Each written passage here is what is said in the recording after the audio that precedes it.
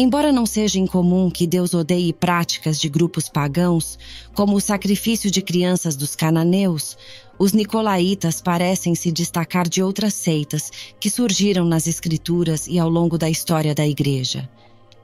Esse grupo tem gerado muito debate entre estudiosos cristãos, porque muito do que se sabe sobre o grupo ainda permanece na obscuridade. Se você quiser saber quem é esse grupo tão perigoso para nós e como identificá-los, fique até o final desse vídeo. Já te convido a se inscrever no canal e, se gostar do vídeo, deixe seu like. Em Apocalipse 2, o Senhor Jesus Cristo, através de João, dirigiu-se às 7 igrejas que estão na Ásia: Éfeso, Esmirna, Pérgamo, Tiatira, Sardes, Filadélfia e Laodiceia. Dentro de cada mensagem, Jesus elogia e ou repreende os membros de cada igreja. Apenas 2 igrejas recebem elogios sem repreensão: Esmirna e Filadélfia.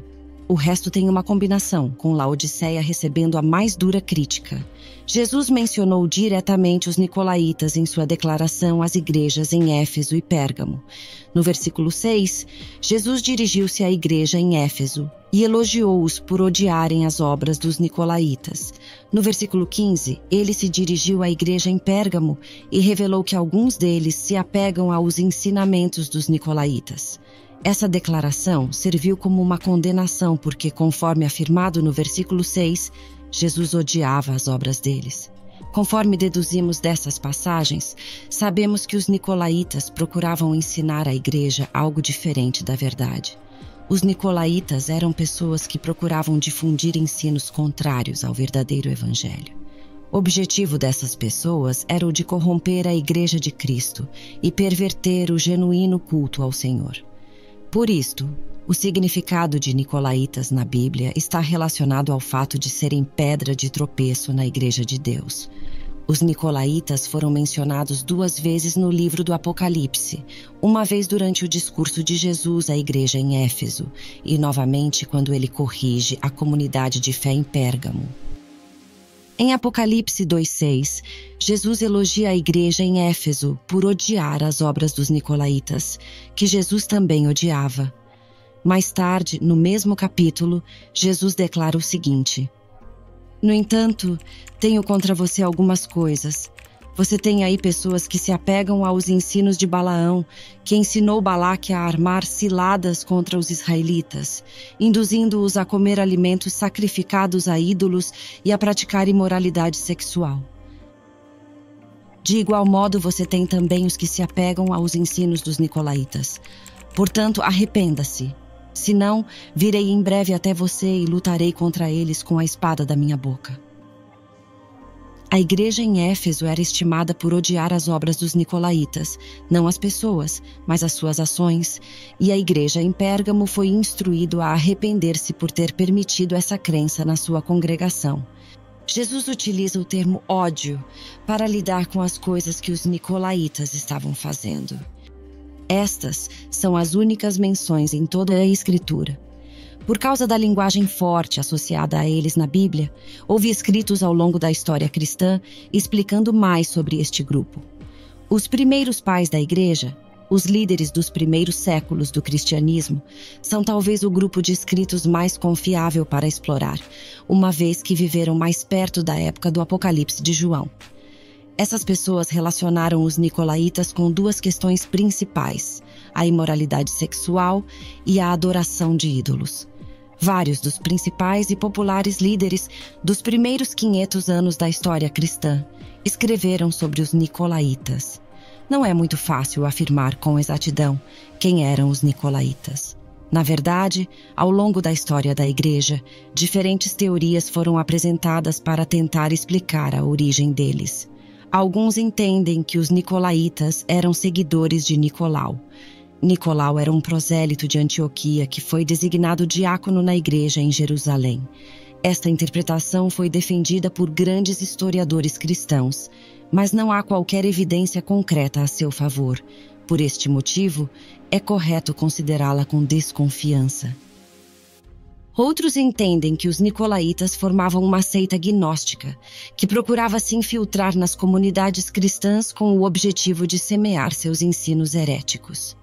Por último, há quem entenda que os nicolaítas eram simplesmente aquelas pessoas que seguiam e divulgavam os ensinamentos dos falsos apóstolos e falsos profetas.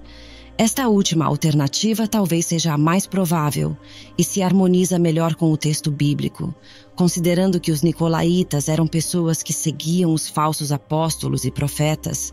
Podemos ter alguma ideia do tipo de coisa que eles ensinavam.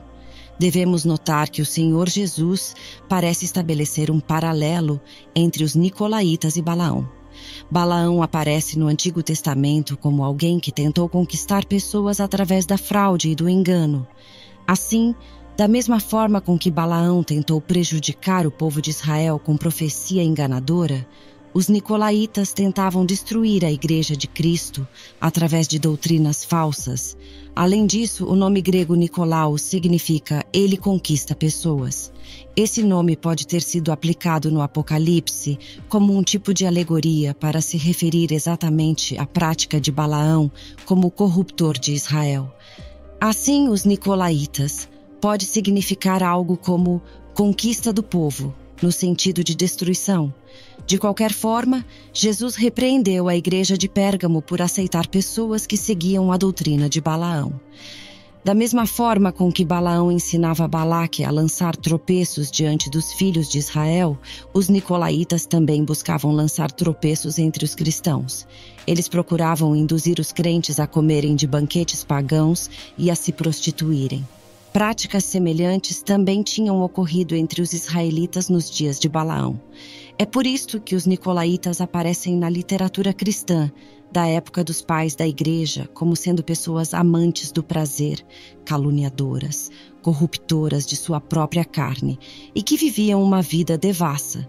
Assim, certamente os nicolaítas eram pessoas comprometidas com o mundo pecaminoso.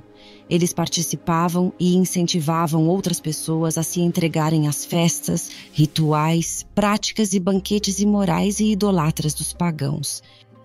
Aqui vale considerar um detalhe importante relacionado ao contexto histórico.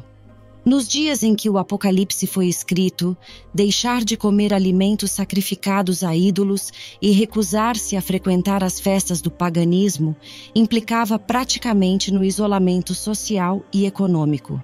Tudo isso significava que um cristão verdadeiro que abstivesse desse comportamento pecaminoso provavelmente perderia seu emprego, sua influência social e seria considerado excluído da sociedade.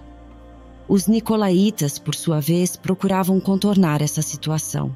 Eles tentavam misturar elementos do paganismo dentro da Igreja de Cristo e ainda acreditavam poder justificar suas práticas pecaminosas.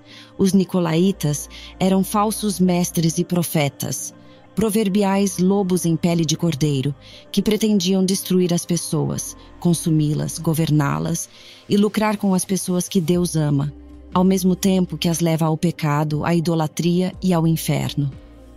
Mas você pode estar pensando, isso foi há 2000 anos, essa seita morreu.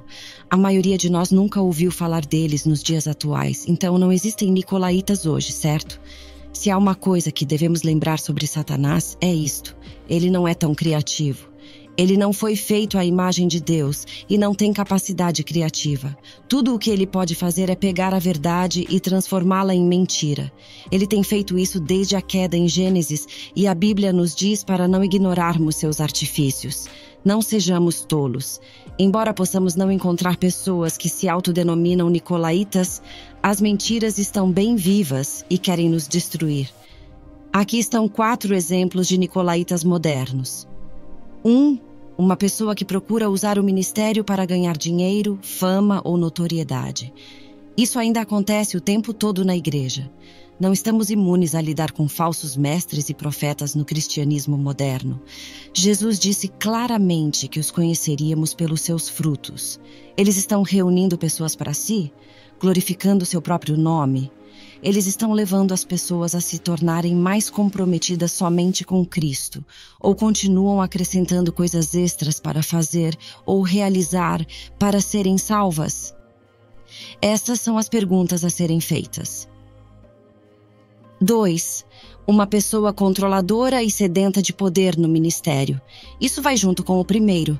Pessoas que usam o ministério de Deus para construir seu próprio reino não fazem parte do reino de Deus. Portanto, eles confiam em coisas que são temporárias e instáveis. Isso leva à insegurança e ao medo, e eles veem tudo como uma ameaça. Para obter a segurança que anseiam e que só está disponível ao entregar o controle a Jesus, eles tentam controlar as coisas. 3. Pessoas que aceitam a imoralidade e perversão sexual. Nossa cultura sexualiza tudo continuamente, de maneiras cada vez mais perversas.